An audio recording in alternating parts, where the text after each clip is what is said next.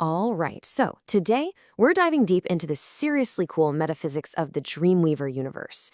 And we're going to do it by following our main guy, San, on his journey. He's got this massive, powerful legacy to deal with, but he's also on this incredibly dangerous path to unlock his true potential. And really, it all comes down to understanding the very nature of power itself. So, here's how we're going to break it all down. First, we'll look at a Dreamweaver's latent power and San's big vulnerability. Then we'll get to the good stuff, unlocking the seal of androgen. After that, we'll dig into the anatomy of a sigil, explore the all-important principle of balance, and finally, we'll face the trial of reflection right alongside San. Okay, let's kick things off with our protagonist, San. Now, you need to understand he comes from this lineage of incredibly powerful Dreamweavers. But, and this is a big but, he's got a really dangerous problem. A critical weakness, you could say. And that's not great when you have enemies like Xanfar creeping around in the shadows. And his own brother Saito really just hits the nail on the head right here. He points out the key vulnerability, and it's this. San can't summon a sigil. Now, in this world, a sigil is everything. It's the core manifestation of a warrior's identity, their power, the whole shebang. And since he can't summon one, it basically paints a giant target on his back. All this incredible potential and no way to use it to defend himself. And this, right here, just perfectly captures San's central conflict. On one hand, you have this immense, almost world-altering potential. On the other, he can't even perform the most basic function of a warrior. It's this huge, frustrating gap between his heritage and his actual reality that pushes him, that drives him into some seriously intensive training to finally awaken his power. So after weeks of absolutely grueling physical training, stuff that pushes him right to his absolute limits, San is finally ready. This is it. He's about to try and unlock a foundational power that's been sealed inside him since he was born, the seal of androgen. And there it is. This is the absolute turning point.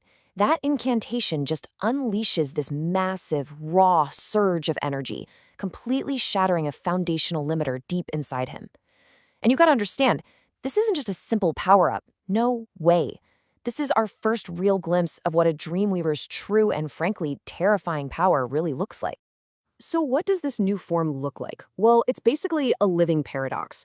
He's got armor made of water, a cape of torrential fire, a bright shining insignia of pure golden light, and his face is completely cloaked in shadow. You've got all these opposing forces just coexisting in perfect harmony. And that right there introduces us to the core metaphysical theme of this whole world: balance. Yeah, so the seal of androgen, it's not just about getting more physical strength, not even close. There's a reason it's also called the seal of awakening. It fundamentally expands your consciousness. Suddenly, San can perceive countless other realities way beyond just the dream and real worlds we knew about. His entire understanding of the universe has just, exploded. Okay, so now that San has all this incredible new power, let's talk about the tools he's going to use to wield it.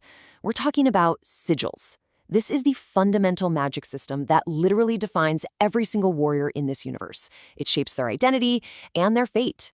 So every sigil actually evolves through 3 distinct forms. Think of it like a life cycle. It starts out in a dormant state, for non-fatal situations, basic stuff. Then it can enter an active state, where its form is determined by its wielder's elemental affinity. But the ultimate goal, the thing everyone strives for, is the living sigil state. This is where the sigil literally gains its own awareness and becomes a true partner in battle. And there's also a whole hierarchy of sigils, 7 distinct classes. The power basically scales up. It starts with an individual's sigil, which is just based on their personal identity. But it goes all the way up to a universal sigil, which can be used by anyone who shares a common reality. Like, for instance, just acknowledging that the dream world exists. The basic rule is simple. The more people involved in its foundation, the more powerful the sigil gets. But here's the catch, and it's a big one. A sigil is a true double-edged sword because it reflects its wielder's identity and emotions. If you have positive intent, you get a protective, living sigil, a partner. But if you let negativity take over, it can corrupt the sigil into a cursed weapon that will literally turn on its own master. This makes self-knowledge more than just a philosophy in this world. It is an honest-to-goodness survival tactic. That whole connection between your inner state and your outer power? That brings us right back to the core concept we saw earlier: balance.